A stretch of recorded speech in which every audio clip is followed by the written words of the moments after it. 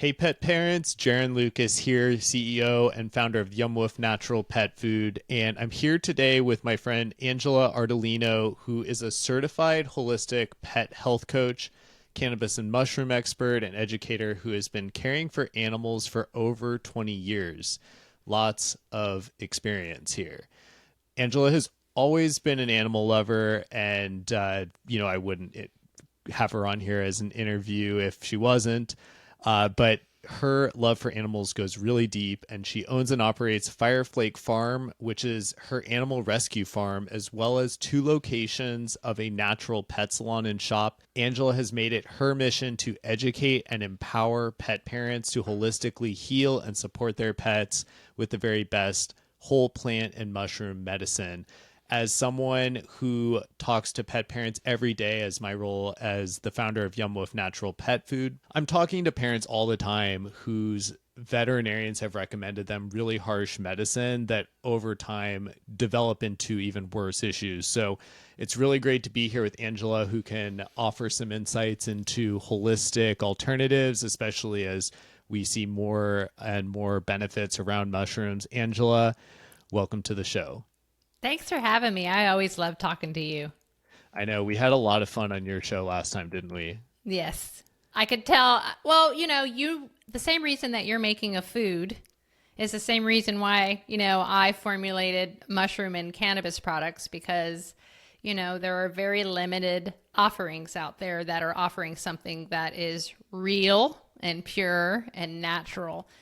Just the way nature intended. And I always like to say to people that we already know nutrition is the basis of everything, and real food is real food is real food. But when you get sick or you get a little off balance, you're not operating at homeostasis, we literally have a system in our body called the endocannabinoid system. They're now calling it the endocannabinoid ome because they're incorporating the gut microbiome into the system. But this system has receptors, and these receptors, literally the compounds from these medicinal plants and fungi, they fit into the receptors like a key into a lock. Like it's supposed to happen that way, meaning all of the things that we need are found in nature. All the medicines that we need are found in nature. But big pharmaceutical companies can't patent nature. So they just take something found in nature and isolate a compound and change it and get a patent so that they can then make it a pharmaceutical drug, which will make billions of dollars. When instead you can find the original source of that medicine in nature, have no harsh side effects. And again, that receptor and that lock and key of those medicinal plant compounds is how it's supposed to work and what we're supposed to get in the first place. So it's kind of getting back away from popping a pill for everything and looking at our diet, and then how can we help our pets heal naturally with what we find in nature. Yeah, it's really fascinating. I started eating mushrooms myself personally every day, and I kind of Awesome. switch off. Like I do a lot of the maitake, which has a lot of immunity benefits, and I'm saying this more for the pet parents out there because I know you already know this. But Right. a lot of the maitake, a lot of lion's mane, and I kind of switch off just depending on like I guess what my priorities for the week. It's like, okay, do I feel like I need more immunity, or do I need to be like smarter? Uh, and that's how I make my decision. But it is very fascinating how this essentially this plant that I think we tend to fear a lot, right? Like mushrooms some of them can harm us. They're a huge unknown. I mean, they spoil food. So anyone in the food industry, I think, is frightened of them. It's very interesting how they play such an intrinsically important part of our life. And so, on that note, maybe tell us a little bit about what types of health issues mushrooms can treat. Well, it's cool because you talked about eating them. And what is so cool about mushrooms is that they act both as a functional food and a functional medicine.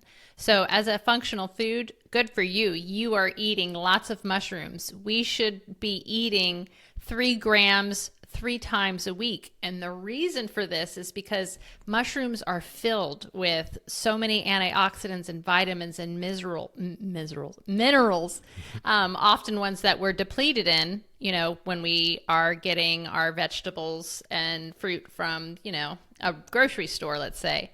So they're incredible because you get all of these nutrients out of them, but they also have this outer layer called the chitin, which is which is an amazing insoluble fiber.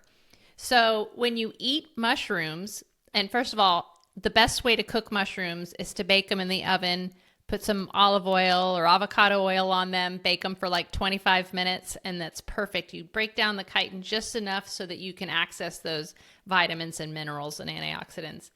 So what happens when you eat them, you get all the nutrients out, and then whatever's not insoluble moves into the large intestines, and then it creates a nice coating in the inside the large intestines and acts as a prebiotic to your probiotics for 13 days straight. So literally when you're eating mushrooms or feeding your dog cooked mushrooms this often, you're literally feeding their gut microbiome for 13 days straight every time you give them mushrooms. So are you just saying as a functional that food. the prebiotic fiber in a mushroom acts differently than other types of prebiotic fiber that you could even find in like fruits and vegetables? Yep. It actually stays there and lines the intestines and stays there for 13 days. I've got a piece of research that proved that, so that's where I'm getting that information, so I'd be happy to send it to you. So that's why I love them as a functional food. As a functional medicine, it's incredible. They've been used in traditional Chinese medicine for centuries. So everything from being anti-cancer, anti-tumor, to immune modulating every organ.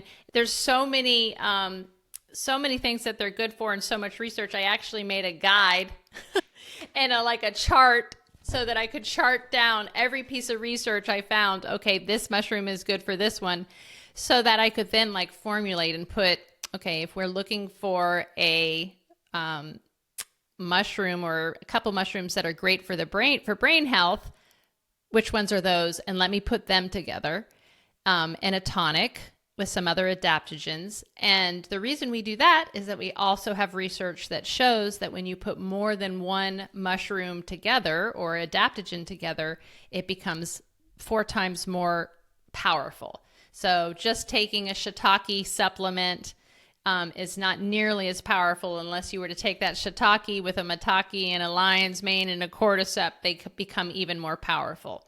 They're called adaptogens. They literally get into our bodies and they adapt to the stressors that are ailing us and fix them.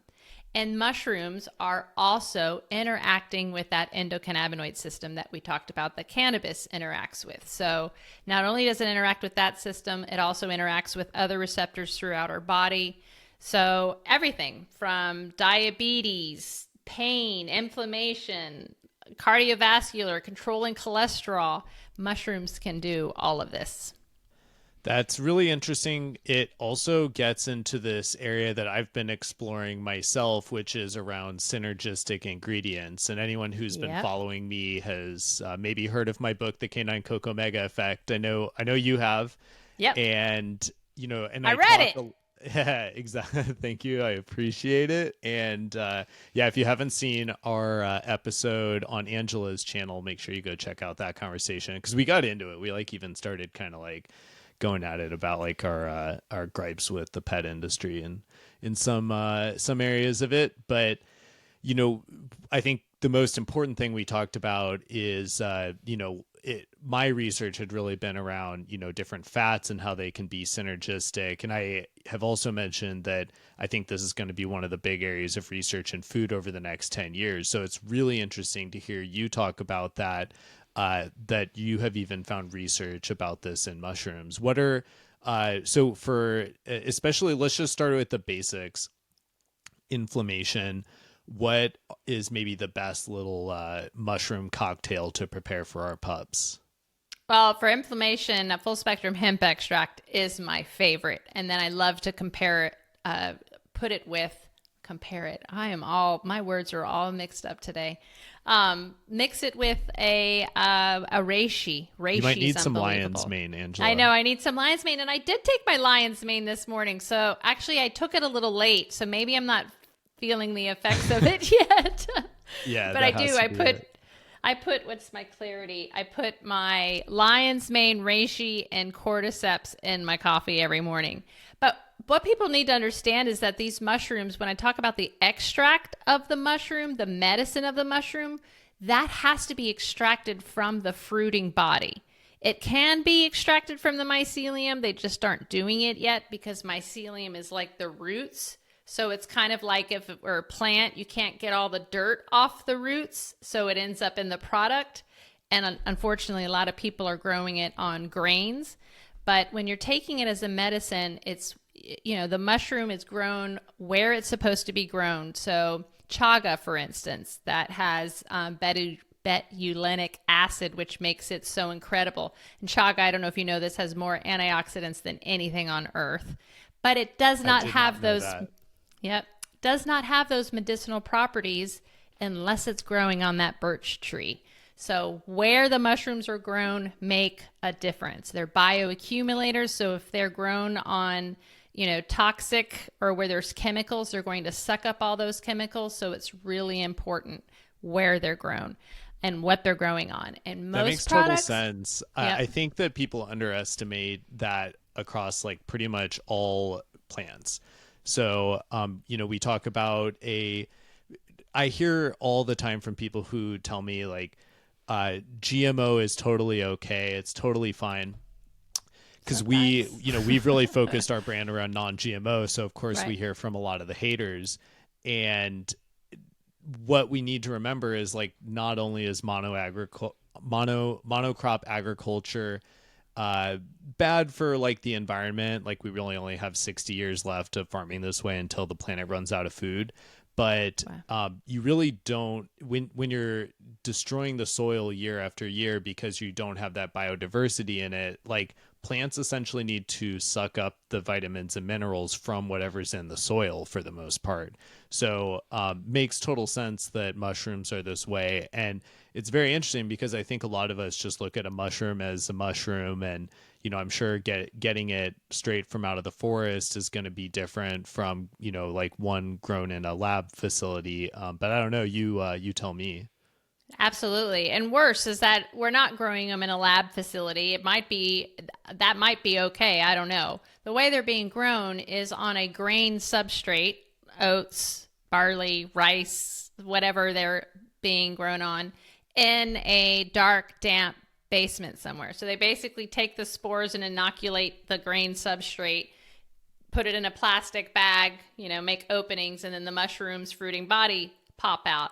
A lot of times it's just the primordia that pops up its little head, and they take that entire substrate, grind it up, put it in a packet or in a capsule. So that means you're eating or you're consuming whatever the hell that is in that grain or where it came from. And you're not getting the medicinal properties because those live in the fruiting body of the mushroom. So they didn't even get a chance to grow into the fruiting body before they were ground up. So most of the time, the products are just ground up grain and substrate. So this is a completely unregulated market, unlike hemp, where we do have regulations and we can send the product to a third-party lab that's going to tell us what is in a product and what's not in it. That doesn't exist in the mushroom world. So there's no comparing apples to apples. There's no saying it's more complicated. It's really awful. There's literally like 10 people maybe doing it right that I can find in the whole world. And because there's no real authority or regulating body, anybody can put anything in a bottle or in a capsule or in a pouch.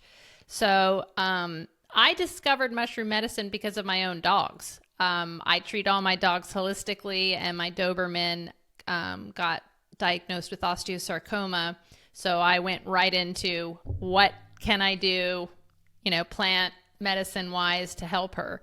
And so that's when I started learning a lot about, I always gave the mushrooms as like daily and good for them, but how do I treat disease with mushrooms? So that's when I really got into the turkey tail and the reishi and the lion's mane and the cordyceps and the artist conch. And basically I picked the mushrooms that had the most research for cancer and, helping the immune system that I could also source here in the United States so that I could find them here and get them from the United States. Then I would have to find somebody who was growing them right, growing them out in the woods somewhere in the Pacific Northwest. And I did. I found an incredible myco-alchemist. The mushrooms I was getting before, they were coming from China, which is fine, but it was during COVID. I couldn't even get some of them. A lot of it was powder, so I was putting like 8 different mushroom combinations in her food, and it was turning into mud. I'm like, I just want a liquid. I just want to make a liquid. Can I find one? So we finally found a myco-alchemist who does it the right way. They're wild harvested. They're grown in the Pacific Northwest on the substrate they should. They're literally harvested at a specific time when they have the most medicinal properties. They're put in an organic coconut glycerin so that they don't, it's just like the day that they were extracted, so they're preserved. Powders, a lot of times, not a lot of times they do, the moment you open them, start oxidizing and going bad. So it's hard to keep them, fresh, and you don't have to worry about that with a mushroom tonic. I don't know what you asked me, but I went off on a on a tangent. But yeah, that's where I really started to focus with the cancer. I know I'm asking you a lot of questions, but I actually have also done a deep dive on a lot of these different mushrooms like cordyceps, reishi, several others. And there is tons of science out there confirming exactly what you're saying. Like definitely lots of good scientific backing for all of this. I've had this idea. And I took all that scientific and then I've applied it, and it's true. I mean, Nina, my osteosarcoma dog, lived for 26 months past her diagnosis with no radiation, no chemotherapy, no amputation. She beat all kinds of records. She was already a geriatric Doberman. Of course, she was raw fed, cool protein. So all of that helped too. But that proved it. I was like, all right, I'm into these mushrooms. I'm going to make sure that I get the purest and best. But yeah, I just wanted to give that little update that you could see all of this, but then to be able to apply what you read and research and see it work is amazing. Do you believe cool proteins can positively impact a dog getting over cancer? Yeah, absolutely. I mean, why add any heat or inflammation to a dog that's already fighting off a disease? Mm-hmm. Yeah. So for people watching, what are examples of cool proteins? Nina's favorite was rabbit, one of my favorites. I also love rabbit because I think about, their ancestors and probably what they hunted the most and caught and ate the fermented vegetables out of their stomachs. So I love rabbit. Turkey, there's controversy on turkey, but what's the controversy? Chinese. It's funny because I wanted to find out where it all started. Some people think that it's a warming protein versus a cooling protein. So a couple of my foodies and Chinese medicine experts, I asked them, and they said that one of their theories is that it got lost in translation, like literally, and that some things that we want to keep in mind is that, back when they were doing traditional Chinese medicine and they determined that turkeys were a cool protein, they were probably determining wild turkeys out in the wild eating, not a factory farm situation where I would probably think that a factory farm turkey probably would be more of a warming protein nowadays versus, centuries ago when wild turkey was considered a cooling protein. So I've never had any issues with turkey, but I'm very choosy about my brands that I buy. So I know where they get their turkeys and where they come from and that they're organic and how they're raised. So I know that they'll be cool. And then another one is pork. Again, I always know where the food is coming from. And that's something I always ask too with my food brands is, Great. Where do you source it? Where do you get it? You know, the farmer, you know, how that turkey's, you know, raised, just like we want to know how our mushrooms are raised and how our hemp is raised, because same thing with food, as you know, a grass-fed, grass-finished cow is going to be a lot more healthy than a factory farmed one. Yeah. What about fish? Are fish cooling? Yes, for the most part, but so hard to find a clean fish nowadays. But yes, fish are cooling. Yeah, Love it's fish when I actually can find good ones. we're launching this new dog food that I intend to be hypoallergenic for most dogs. So Awesome. we have like a nose to tail turkey recipe. This is called Perfect Feast for anyone who looks on our website. So like I'm kind of taking the mindset of a raw feeding diet, so like nose to tail, no synthetic vitamins and minerals, and then in the turkey recipe, yeah, like lots of organ meats and stuff. But then we have a fish recipe, which I was really well. First, several customers made it abundantly clear to me how much they care that it's wild caught fish, and I personally only eat wild caught fish. So, but you know, it's like I heard from so many people asking me, is it going to be wild caught fish, that, you know, we went through and made sure we're only including it, and that took out so many fish that we could possibly use. It Mm-hmm. basically brought it down to just a couple of breeds of fish, and it's extremely tough to do these things. But yeah, that one is super important, because when you start to look into farm raised fish and what they're actually fed, it's so many chemicals and artificial It's just colors, like factory especially farming. salmon. Yeah. Yeah, it is. It really is. And possibly worse. It seems like the fish get so many more chemicals than even a factory farm cow would, for instance. So, No, I think you're right. yeah, it's definitely scary. I mean, I'm personally still scared for the future of humanity, because it's a very tough balance between like trying to feed this 9 billion people on our planet, and then also getting back to our roots of like regenerative farming, which I think we will do through AI and robotics. But at the same Ah, time, that buddy. answer is not at all set. And most, you know, I mean, most people are still being fed on like GMO crops. It honestly scares me though, when you really think about like the scale to which we need to feed humans, and if we want to do it in a more natural way, it's like so much tech still needs to be built for this. Right. Well, and we have to realize that the mass consumption of these factory farmed animals are only causing pollution and sickness for our pets and for us. So, to me, that's what we need to solve first, and figure that out, because the suffering and the sickness and, you know, the poisoning of our environment is just terrible.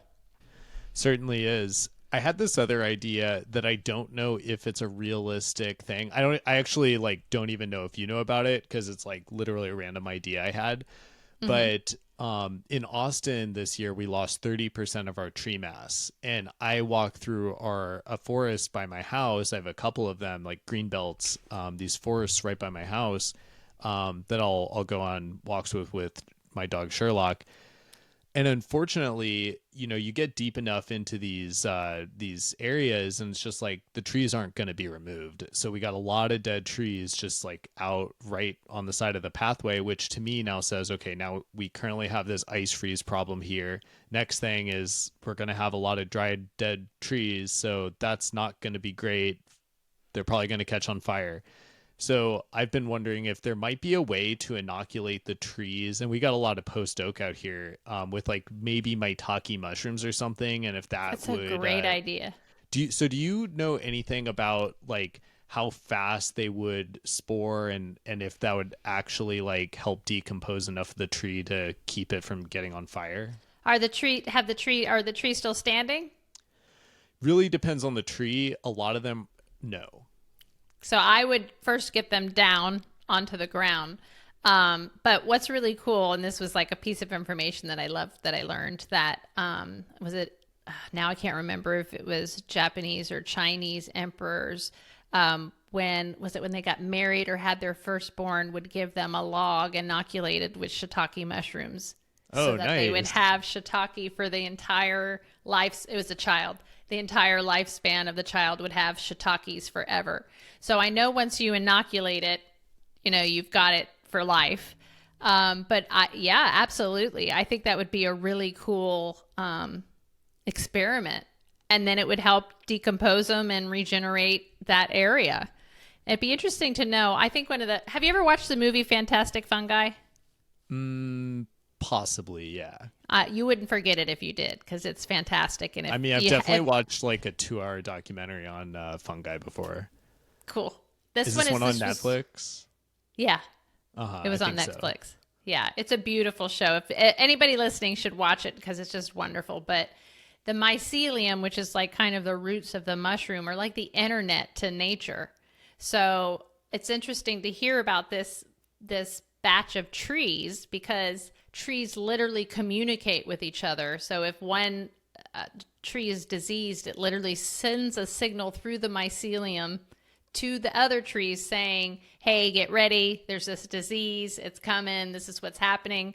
And I just find that incredibly fascinating. It's like nature's internet. So wouldn't you love to know what's going on with those trees and why are some dead? So this is what happens every time when I see like a patch dead and then all these others are okay. You're like, did they tell them? And now they're okay because they built up whatever to a defense to fight off or prepare or whatever because those trees told them. I think it's so cool. I love it. It really is cool. And that's why I love that you're into all this mushroom science. And we're still so early in it too, it seems. Like, yeah, there have been enough research studies now to kind of confirm, for a fact that it is effective. Like, it does have immunity properties in some mushrooms, and it does have like lion's mane. I mean, I don't know how many more articles someone would need to read Right. in order to believe that it actually helps. And there's literally different pieces of research coming out every single day. I don't know if you just saw the one about lion's mane that just tested that if you stop taking it for 2 weeks straight, your brain goes back to the way it was. So it's literally something that you have to continually take the medicinal extract to continue to regenerate neurons in your brain, which is so cool. You have to ask yourself, a mushroom does this? So does the astragalus root or Bacopa monnieri, 2 other plants. Like, plants do this. That means we have plants and fungi that can literally prevent Alzheimer's from happening, from dementia from happening, CCD from happening. Even if there's brain injury, there's so much research on brain injuries and them being able to help patients come back to some sort of normal after traumatic brain injury. So it's all out there, and it's beautiful to use them and know that you're not causing any harm because it's all natural. You literally can experiment and go, I'm going to eat these today, feed those tomorrow, use this extract. So it's beautiful. I think everybody should incorporate them into their diet and into their pet's diet also. So the second to last question here, let's go back to allergies for a second. Thinking again about these synergistic formulations we can put together, what would be your recommendation for a dog with allergies that is going to take advantage of these benefits of combining different mushrooms and other ingredients? Well, that's funny because I have a Breathe, which is for my allergic type dogs, which is this one. And we have Cordyceps reishi, Artis conch, and chaga in it. And I accompanied it with 2 adaptogens, astragalus root and ashwagandha.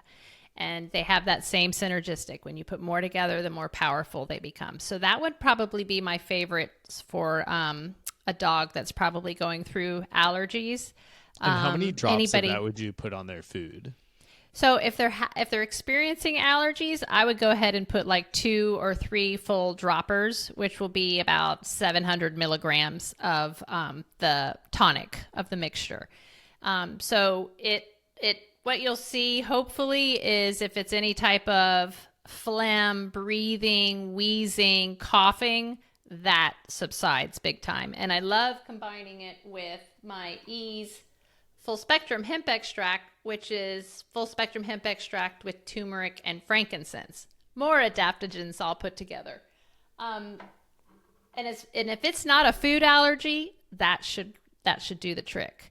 If it doesn't, then it's probably an allergy that's stemming from something in their food. So I always like to try to fix the food first. And but there's dogs that are, genetically are predisposed to, being more allergic.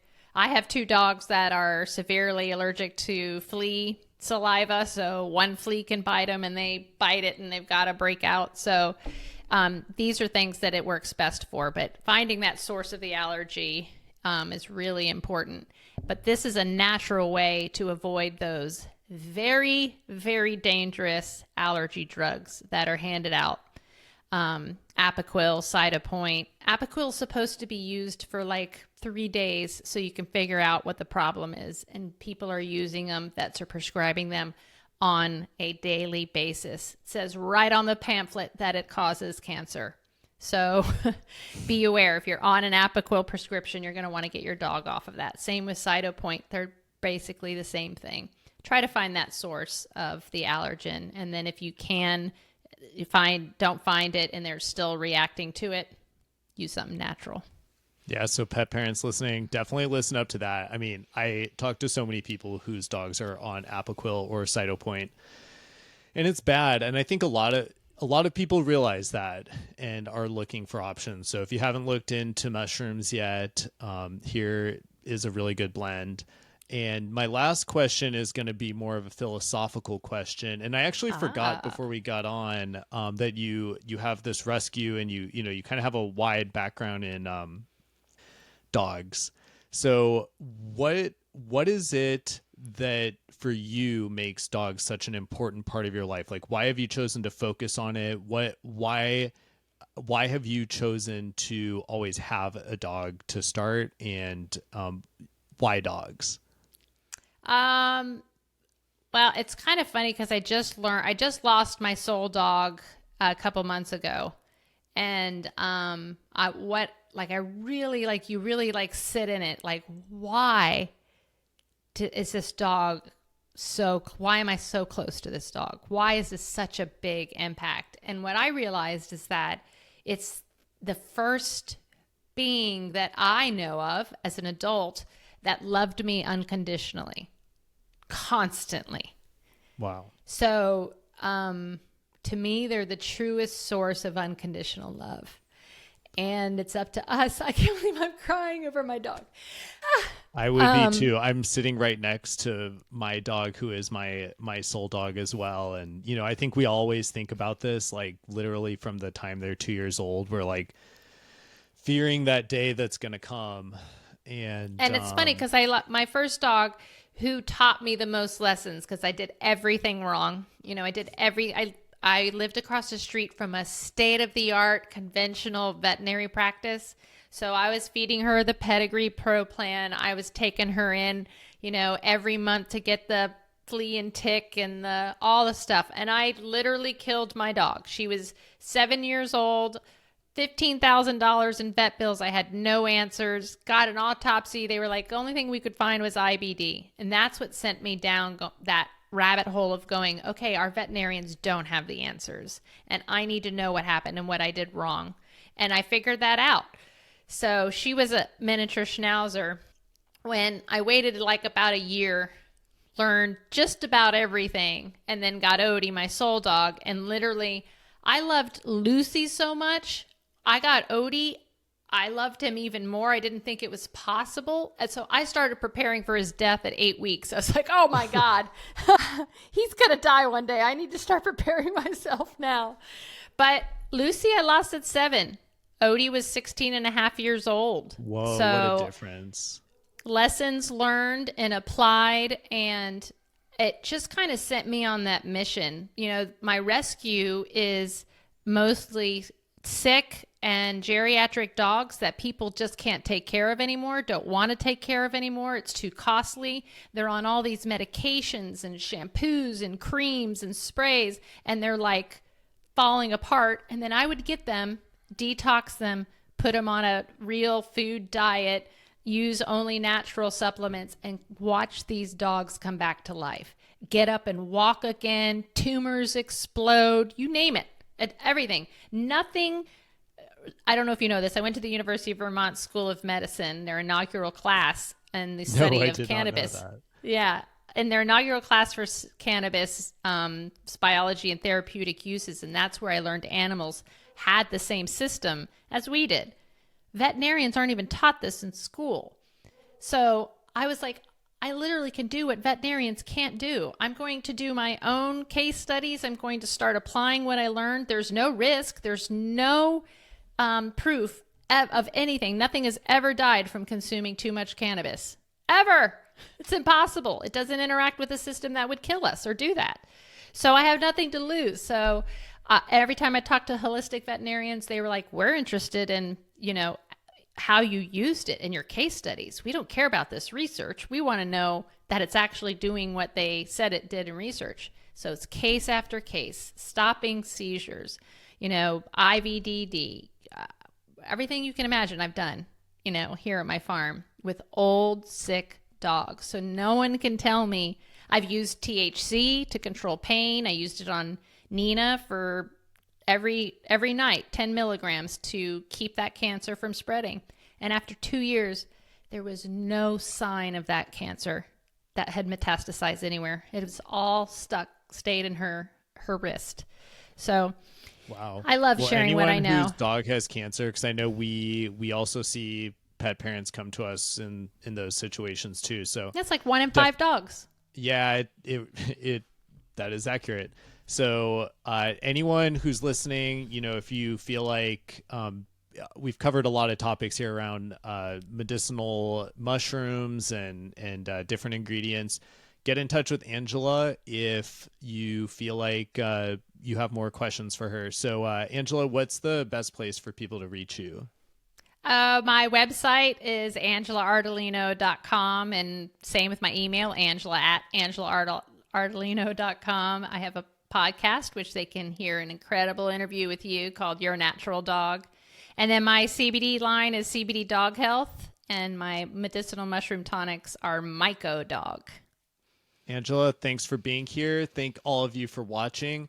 If you're not following me already, be sure to subscribe, although surely you already did that during this conversation and this episode. We'll put a little plug for my brand, Yumwoof, yumwoof.com. Go get yourself some non-GMO dog food. And until next time, bye-bye.